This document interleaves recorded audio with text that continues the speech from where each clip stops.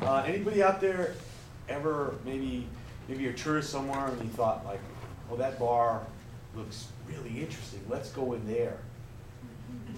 And then when you got inside, you realized, oh my, this isn't what I expected. Well, once upon a time in Cusco, Peru,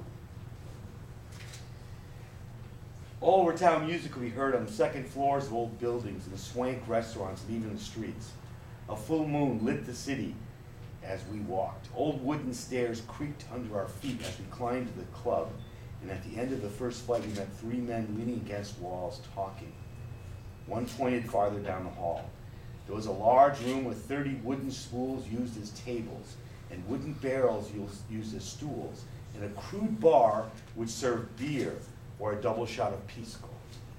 The floor creaked under our feet, and through wide spaces between the planks we could feel a cool draft.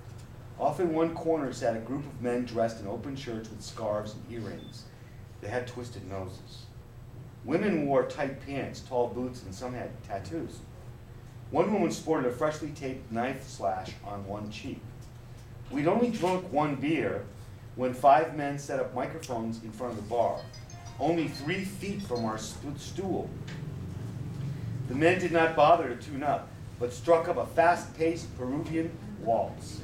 The pirates and their girls danced. The couple spun and whirled as the audience stomped their feet and clapped. Some musician friends of mine, Elmer and Nicholas, came in with their instruments under their arms and stored their gear behind the bar as I waved. At that moment, a young tattooed man dancing with his girlfriend suddenly grabbed another woman who passed. He whipped her in front of him next to his girlfriend and danced with both at once. Heck, I was about to ask him what holy cards he carried when the 3 crossed and stomped until they lost their balance and fell into the band, knocking 2 of the 5 musicians on the floor along with the microphone. The musicians got up. The wooden floor warped under the dancers' feet. Our table bounced. Elmer leaned over the spool. The first time we came in here, I thought Elmer was joking. I mean, look at it! We toasted mugs of beer and laughed as dancers slammed into our table. We became expert at grabbing and raising our mugs before they flew to the floor. As Edwin and Anna joined us at the spool, the band playing turned their backs to the audience to avoid flying objects. This isn't bad, said Nicholas. For a winter solstice, the crowd went totally mad. The crowd was rowdy as Grupo de los Andes, my friends, stepped up to play. A wall of people stood between them and us, only a few feet away. Backsides wiggled in my face. Tattoos whirled. With backs turned to the audience, Edwin dedicated a song to my wife and I. A tall, light-skinned Brazilian man, dressed in bright green and blue trousers, pink t-shirt, a cotton white jacket, and 3 handmade shoulder bags, all hanging from one shoulder, sat down on our spool. Do you like some Coke? He asked in English. He didn't mind we weren't interested, and he stayed. We toasted more beer and found out that he was a 24-year-old who had traveled all over by dealing contraband of every shape, size, and color. In India was precious stones, he told us. Nice beaches in India. A very attractive and drunk Peruvian woman flopped down into his lap without even a howdy do, and he kissed her passionately.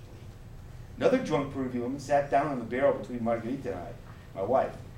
She tugged at the kissing woman's sleeve. Not with him, she said and tugged. Not with him! But her friend would not stop kissing the dashing Brazilian smuggler. She's crazy, the woman told me and stopped tugging. Her boyfriend's right over there. She pointed to one of the pirates' tables, where 5 men with twisted noses sneered at me. I ordered a double shot of pisco.